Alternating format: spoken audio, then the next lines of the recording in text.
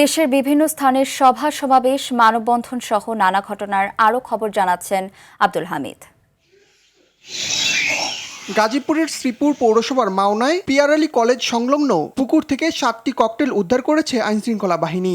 সকাল 8:30টার দিকে 9 পদাতিক ডিভিশনের বোমা ডিসপোজাল ইউনিটের সদস্যরা ঘটনাস্থল থেকে ককটেলগুলো উদ্ধার করে।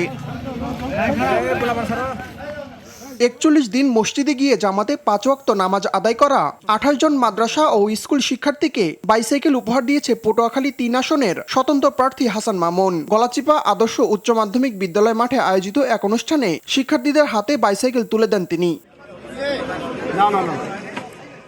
ঢাকা 20 আসনে ধামরাই উপজেলা ছাত্রদলের বিভিন্ন ইউনিটের নেতাকর্মীদের অংশগ্রহণে দেশ গড়ার পরিকল্পনা শীর্ষক রাজনৈতিক প্রশিক্ষণ কর্মশালা অনুষ্ঠিত হয়েছে।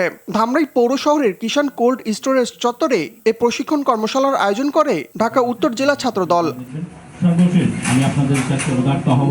নোয়াখালীর হাতিয়ায় অস্ত্রসহ রুবেল নামে এক শিক্ষার্থীকে আটক করেছে কোস্টগার্ড। বিষয়টি ষড়যন্ত্র উল্লেখ করে প্রতিবাদ জানিয়ে বিক্ষোভ করেছে উপজেলা বিএনপি ও অঙ্গ সংগঠনের নেতাকর্মীরা। ইনকিলাব মঞ্চের মুখপাত্র শহীদ শরীফ ওসমান হাদির হত্যার বিচারের দাবিতে কিশোরগঞ্জে মার্চ ফর ইনসাফ কর্মসূচি অনুষ্ঠিত হয়েছে। দুপুরে জেলা শহরের ঐতিহাসিক শহীদি মসজিদ চত্বর থেকে মার্চ ফর ইনসাফ শুরু হয়ে বিভিন্ন সড়ক প্রদক্ষিণ করে। কর্মসূচিতে ইনকিলাব মঞ্চ সহ বিভিন্ন সামাজিক ও রাজনৈতিক সংগঠনের নেতাকর্মীরা অংশ নেন।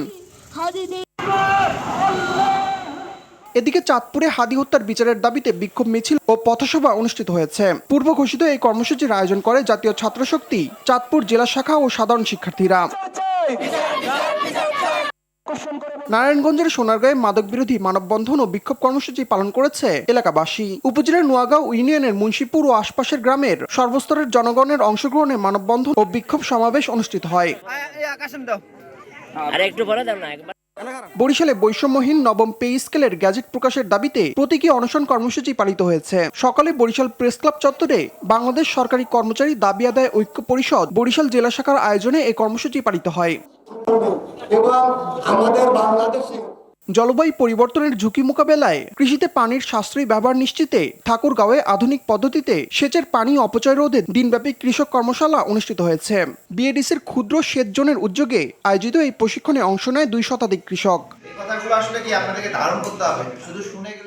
বন্যপ্রাণী সংরক্ষণ, বৃক্ষরোপণ ও দূষণ বিরোধী কার্যক্রমের আওতায় পরিবেশ ও প্রকৃতির পাঠশালা স্বেচ্ছাসেবী প্রতিষ্ঠানের উদ্যোগে মাগুরায় 55তম বিলুপ্তপ্রায় বৈলাম গাছের চারা রোপণ করা হয়েছে। আব্দুল হামিদ, RTV।